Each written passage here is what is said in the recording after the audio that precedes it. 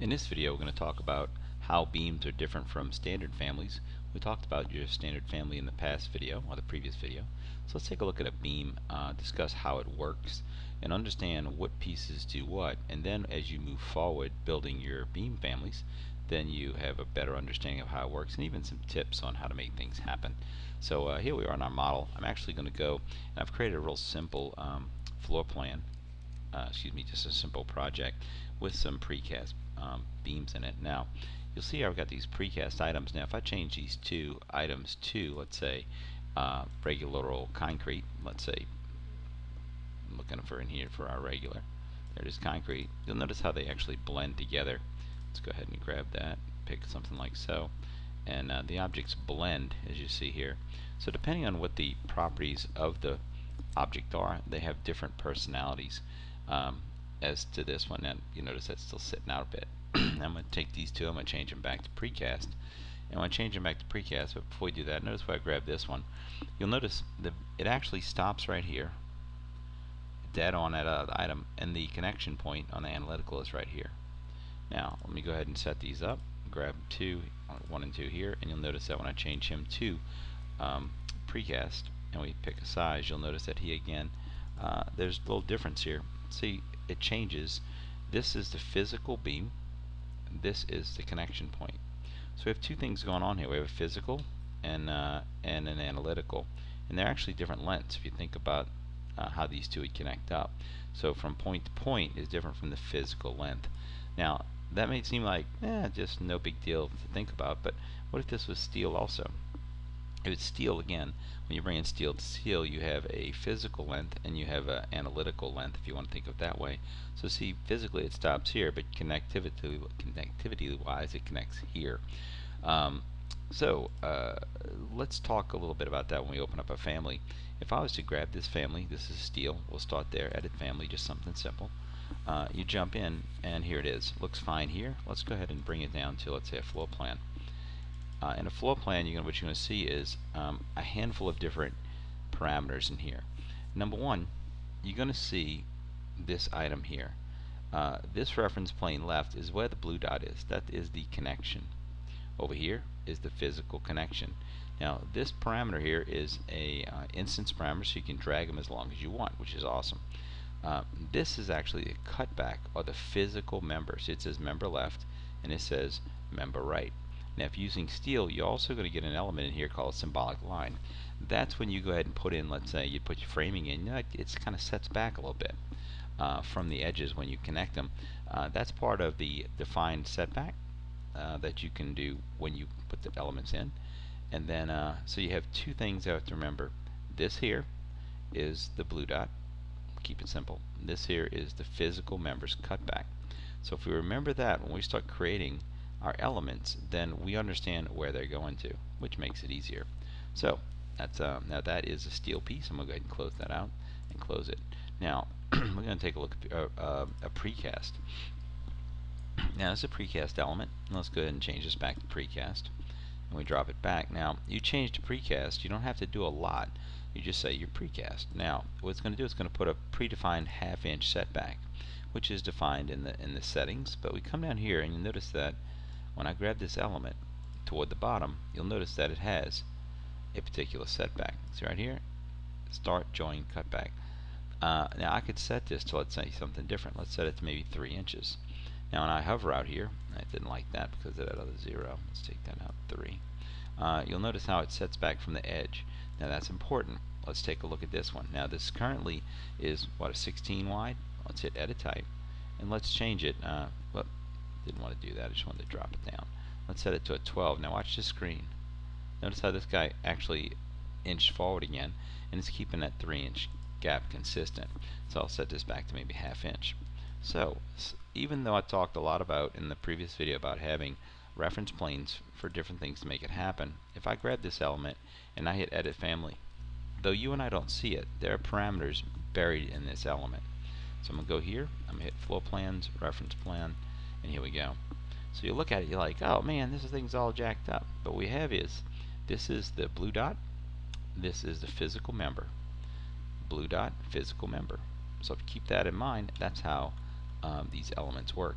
So if we needed to change this, um, or make it expand out or expand back, we can. Now, let's talk a little bit about the actual sizes of the elements themselves. And I'm going to come over here, and when I grab this object, now what drives it? Now let's go to the front view. Now I'm going to go to, let's say, we go to front, and that's looking horizontally. Okay, again, you've got these markers, those are setbacks. Let's go to left or right. Now right is looking straight down the barrel of this thing, if you want to think of it that way. And you'll see it says height and width. Now these are the parameters that drive it. So if I was to come in here and flex this model, we talked about this earlier, so I put this to 1'6". I hit apply on that, you'll notice that it widens up, and that works out great. I'll put it back to 1, 0, hit OK. So as you change these, you can change those parameters. Now when I grab this thing, I'm going to do it in 3D. I want you to notice that it is a sweep. Okay, I hit sweep, and you'll see there's a shape that follows this line. That's the driving line that makes it happen. The shape here is what we can manipulate. Now I'll show you how you can manipulate this shape to make it, let's say, an L shape, but it has a seat. And then this element will start to work just like any others. So if you had some wild shape that you had to create, we could do it. Now, getting back to the fundamentals we talked about earlier. Now, I'm going to go ahead and close out of this, and we're going to put in some more mathematics. Now, Revit will jump to different points on this element based on the size, etc. Center, top, left, way you want the analytical. Now, I'm going to come over here and put in another reference plane. I go Create, Reference Plane, and let's say I'm going to create a seat on this thing. I'm just going to draw a reference plane there and a reference plane here. Now, how far you bring them out, if you want to make them look nice, you can bring them out by the others, like I'm doing here. Alright, and then maybe want to pull a dimension out a little bit so it's cleaner. Pull these out also. Again, you're building these, if you think about it, probably for the next 20 years. If you think about CAD, we used CAD for, what, 90s to 2010, no, 2010, 2015. So yeah, that's a bit of a while. So you'd build a next generation. Now I'm going to grab this element here, and that is the sweep. And when I hit edit sweep, it's going to move into editing mode. Now I can grab this and actually edit the profile. Okay, now sometimes it won't do this. It just hit select profile and then usually hit edit profile. And that's using a rectangular profile. And if you want to change it to sketch, you can. Well, you can actually come in here and sketch the line work. So I'm going to change it to sketch, and we'll talk more about that in a moment. So now I hit OK, edit profile, and I'm going to come in here, I'm going to draw. Now I'm going to draw where I want it to be, from here to here, and then I move on down. Now, I did kind of jump the gun. I guess I was just too excited to get on in here. I'm going to go ahead and delete that and delete these changes. Okay, so I've disregarded all the changes to that sweep. Okay, now what I need to do is, before I go any further, I forgot my main rules. Okay, you put the bones, then we're going to go up top, annotate. We will now put in the line dimension, so we put this in here. Alright, and then we'll put this here. Now, just for simplicity, let's say I want this to be the seat. I'm going to say seat height. So I come in here, I hit modify, add a parameter, seat, maybe thickness. And again, you can use whatever setup you want here. I'm going to hit seat set thickness, and this one I'll set to seat depth. Now again, my terminology may not be exactly how it's done in the field for you guys, but you get the idea. So we set those up. Alright, now we got them in here. Now what we're going to do is flex the model, just like we always we mentioned in the others. I'm going to set this to, let's say, 5, and I'll set this to 8. What that's going to do is make those parameters jump. See how they moved? Okay, that's 5, perfect, and that is 8. Like that, that looks great. So we hit OK. So what we've done so far is we've put in the bones, we've put in the muscles, we've put in the brains. Now it's time to edit this profile. Now, depending on the sweep, see if I go to 3D here, some objects that you pick and you hit edit sweep will let you edit the profile directly. Now, you'll see currently that is a rectangular beam profile. It's a preloaded one. So a lot of times you can come over here and you'll see profile. See, it's right here. We can edit it here, but we'll come back to that in a moment. What I'm going to do is grab this guy, and I'm going to change it from that to sketch. Okay. Now when I go to sketch, I'm going to go back to my right, and I can draw the shape. Again, we're going to use the rules we learned earlier. Let's go ahead and say, okay, by sketch, edit the profile. Now, I'm going to draw lines, and I have to be careful here to turn off the chain. And I'm going to say from here to here, lock it, okay? From here to here, and I will lock it. Oop, wrong one. You want to lock the parallels. Lock and lock, and we walk it on around. Yes, it may take a moment to do this. You can also use rectangles. You can use fillet, all different ways to draw. Like when I say rectangles, you use this tool. It can move a bit faster and use a little trim fillet. I'll lock that last one. So now what we've done is we've redefined the physical shape, right? And I'll hit finish on that. Now, when I go back to 3D, what you're going to notice is, see, now it has that L shape to it. Now the cool thing is, we're driving it, right? So let's go over here and check last time with our Foursquare. So I'm going to come on over here, and I may change the height, depth, etc. I'm going to say make this thing maybe 3 foot deep. I hit apply on that. You'll see how it's deeper now in that scenario. Let's hit OK. Now I'm going to load it back in the project. Project 1, hit OK, and we'll just hit overwrite the existing version. Now you'll notice how this one is actually picking up that shape that we had from before. Now we grab it. Now I should have saved it as its own name, right? Saved it as its own name and then brought it back in, but I didn't, just so you can see how these things happen. So we've been able to change the aspects. Now if I come over here and I say left, I want you to notice it. See how it's now based left on that element. So it's looking at the corners of that profile and jumping around. I'm now going to say, let's say bottom, and you'll see how it jumps based on that element. So we can move it around, which is kind of nice that we have the ability to make this thing happen. Now we're going to bring one off of here to see how the cleanups work. Let me go back to my plan view. That's level 2. And I'm going to use the same element. I'm going to grab it. I'm going to type CS for create similar. I'm going to hit it here, and I'm going to drag out. Now that is the connection point, but I want you to notice what happens. See how it's set back that ½ inch. So you can manipulate those components as needed. It's really that easy to create. So now let's take it a little bit deeper. Let's go to one that may have a nested, like I said, nested profile in it, and how we could edit that. Now let's go ahead and load another. I'm going to go insert, load a family, and I'm going to load an L this time. We're going to go to, say, structural framing, precast concrete, and we'll actually bring in an L shape. And it's lots of different variables in here. Let's do an inverted T, that may work, just so you can see something different. So I brought it in. Control Shift Tab, Control Tab. That's what I'm doing if you're wondering. I'm going to go here, and I'm going to come off this one again, structure. Let's use a beam. In this instance, we're going to use that precast inverted T. And let's say I want to start from here, and I want to pull it this way. Now, with this element, you'll notice again how we have that setback. So what we're getting into now is editing the profile, and then we're going to get into the extensions and all that. So we're going to do about 3 of them. At this point, hit Edit Family. Again, when it comes up, it'll usually show us a 3-dimensional version. Whatever one you save out of, that's the pretty picture that it creates. So usually that's what you get.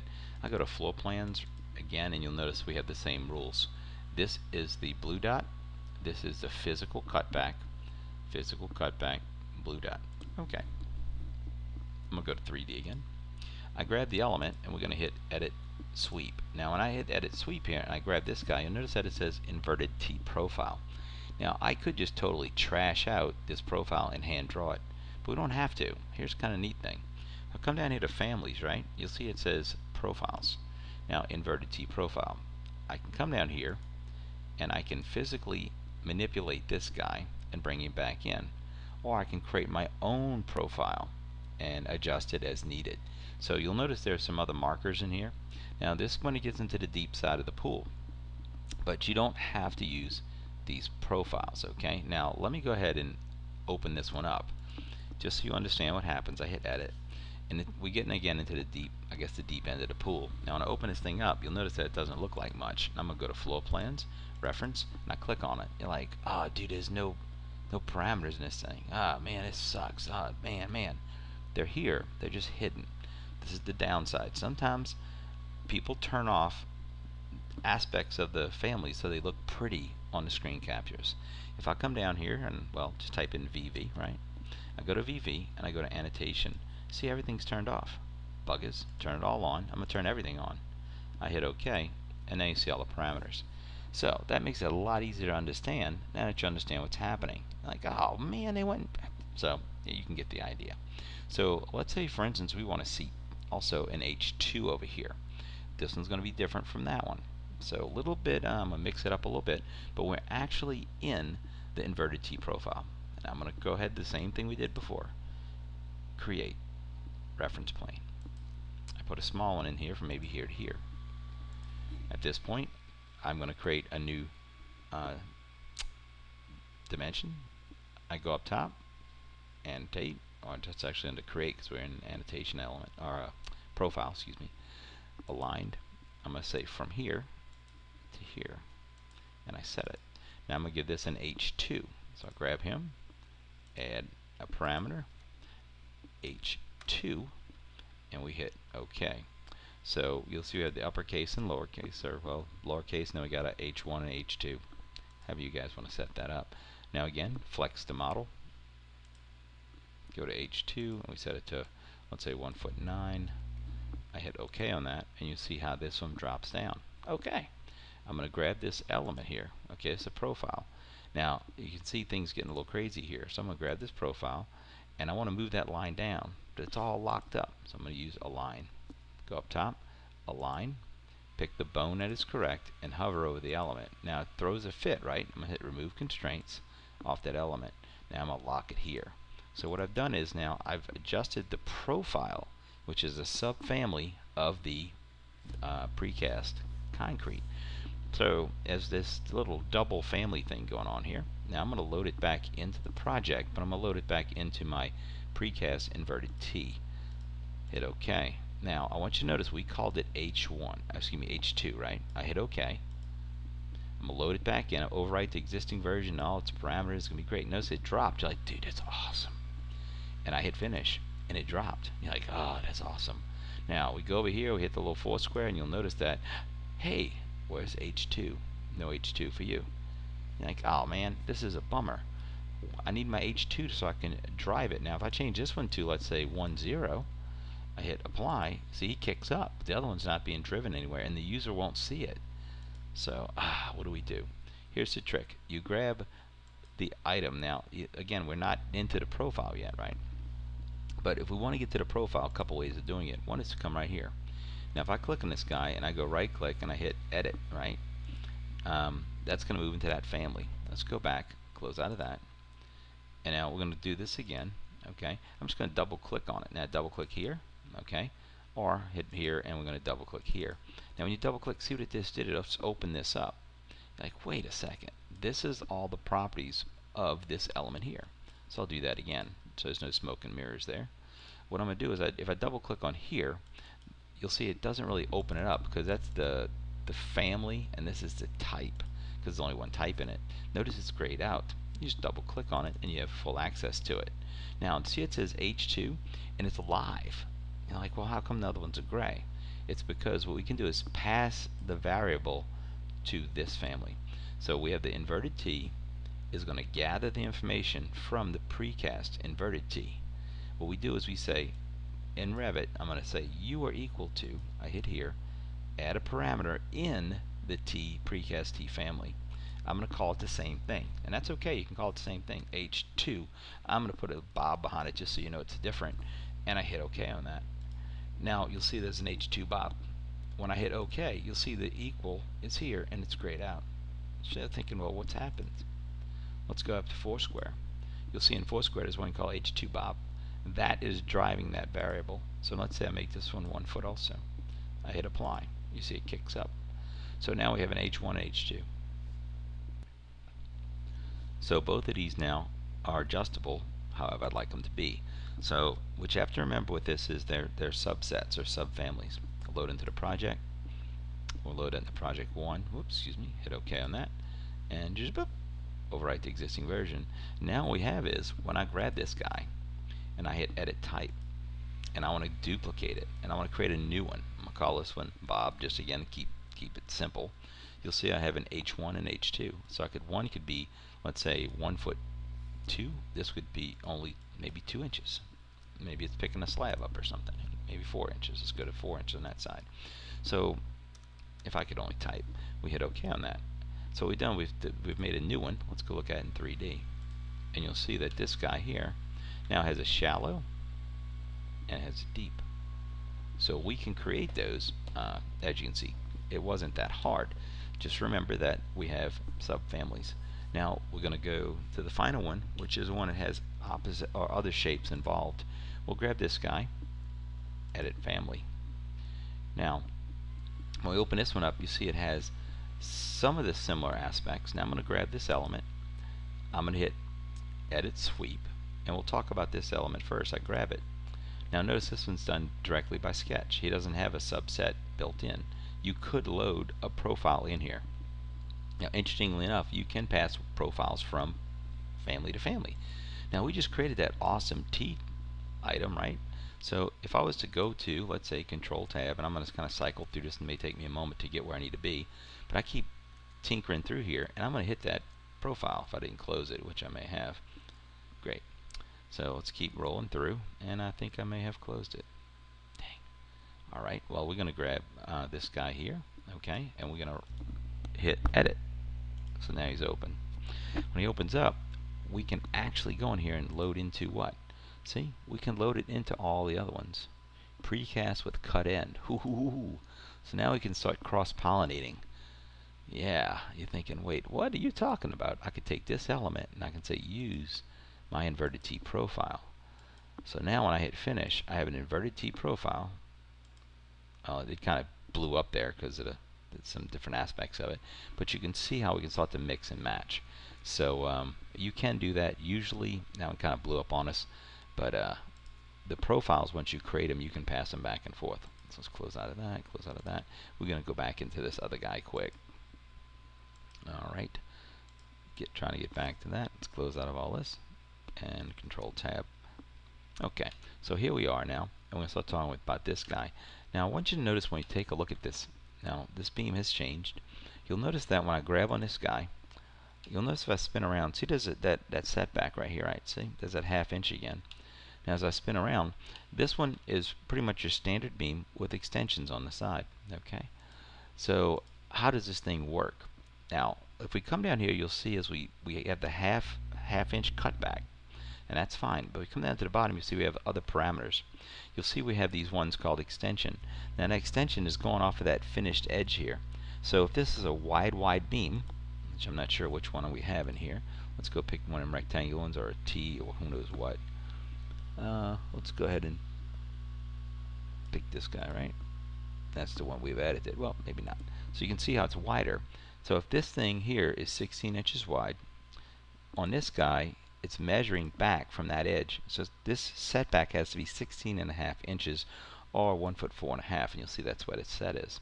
So if we set it back to 1 foot, you'll see that let's go put a 0 there, 1 foot, and I hover, and you see it cut that side back. That's the only downside is extension 1 and 2.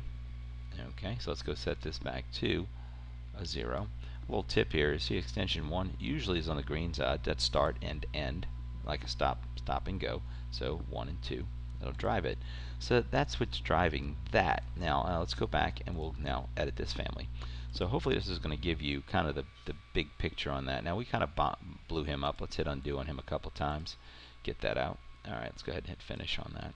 We're going to go look at it from the top view. Oh, here we are. Now you remember we talked about reference planes, and that's important.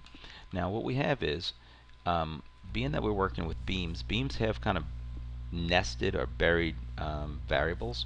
For instance, this is the edge of the physical beam. Depending on how it touches or what it touches, it may clean up different, depending if it's steel, precast, etc. That information is driven right here. You'll see it says precast concrete. Now this is the length and this is the blue dot, and then you'll see this one is the extension. I want you to notice that the extension is not measured from the blue dot, it's measured from the finish edge of the beam. So that's how they built this element. So if you need to add extensions, you can do the same thing. So it's up to you on how you want to mix and match these things. Now let's say we need this to be an L beam with the extensions.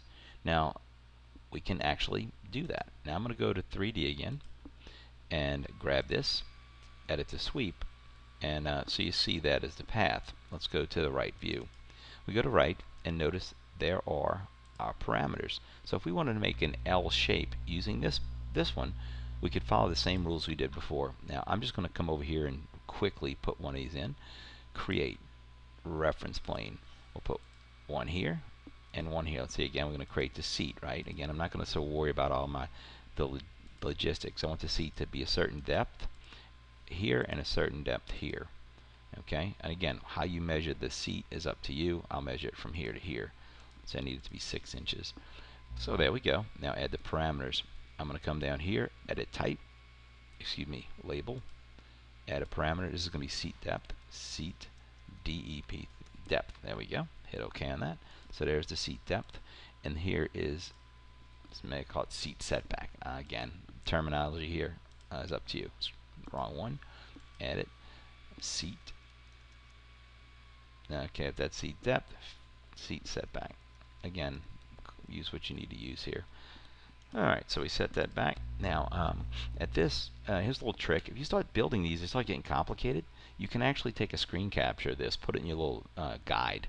So this one's got a lot of stuff going on. So what I may do is I may come up to annotate this little side tip. I come in here and I call it whatever it is. I'm going to say this is my, this is going to be precast, and it's going to be my beam width cut, right? Alright, so I click like that. Now what I'm going to do is I do a quick print screen. If you've never done print screen before, you can't see it down here, but I actually have the little thing. It's called snipping tool. You click on snipping tool, it's going to gray your screen out for a second. You hit move this out the way just for a moment and grab this like so. It clips it. There it is. Now I can paste that in my little user guide, and now I can see what all the pieces are. So if someone says, man, how do I use a precast beam with a cut? Check our little guide, and there you go. Now you can take that text out. It's not going to hurt anything. We'll take that out. Now let's flex the model. Again, you've probably heard the word flex the model a bazillion times. So we're going to go in here. We got a little seat setback, and we'll now scroll through here and find our elements. There it is. I'm say that's going to be 5 inches. Okay, and I'll say the thickness I want it to be 6. So I set those. I hit apply. All right. Now you'll see they jumped. Hit OK on that. I'm going to now take this, drag it over a little bit, and time to edit the profile. Now, what I'm going to do is I hover over this, and I grab it. That's the sweep. Edit the sweep. Now when I grab this element here, you'll see it says edit profile. Goes to the purple line, and now we put the purple lines in. I want to make sure my chain's turned off. I come to here, and I lock it, and then I go from here to here, and I lock it. And at that point, I use a fillet command. I walk it around. So at this point, I hit finish. It builds the element, and let's hit finish on it again. Build the sweep. Let's check it out in 3D. And now we have one with, you can see how it has a seat.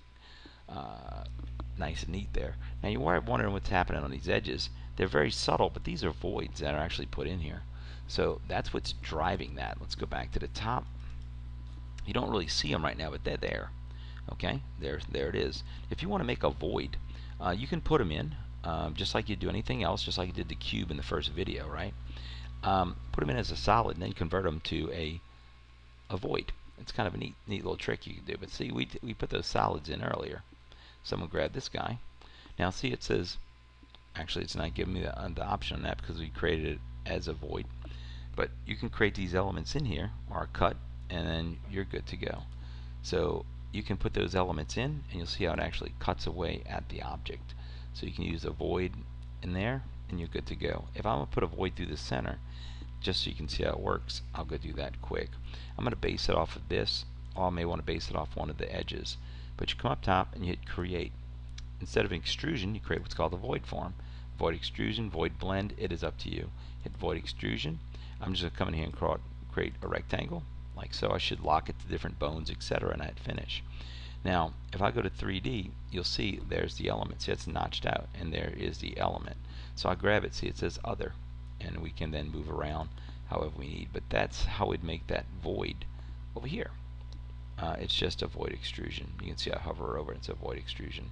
So set up the same parameters ahead of time, and then you're good to go. You can actually kind of hover them, grab them, and then go ahead and delete it, whatever you need to make that happen.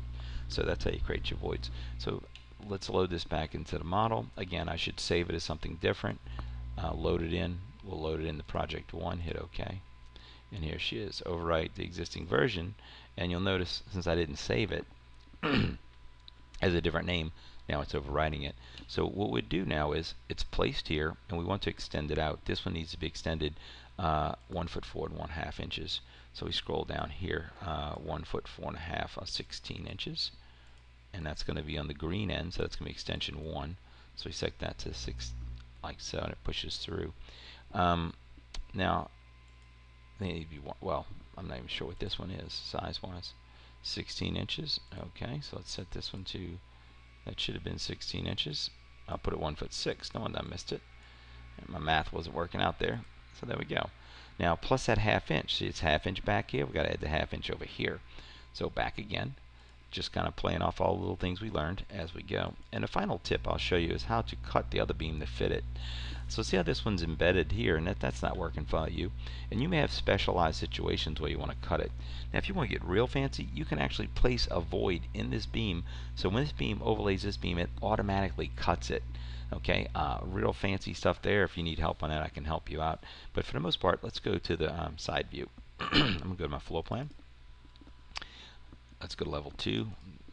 Now, what I want to do is I want to notch that to fit. I'm going to create a quick little section, just like that. I'm a big fan of sections. I'll put them all over the place. And now, there it is. Now I see the beam here, and I see where I want to cut it. So I'm going to use a tool under the Structure tab. It's called By Face. You pick the element. See the green line that's popping outside of it? That's set in the face.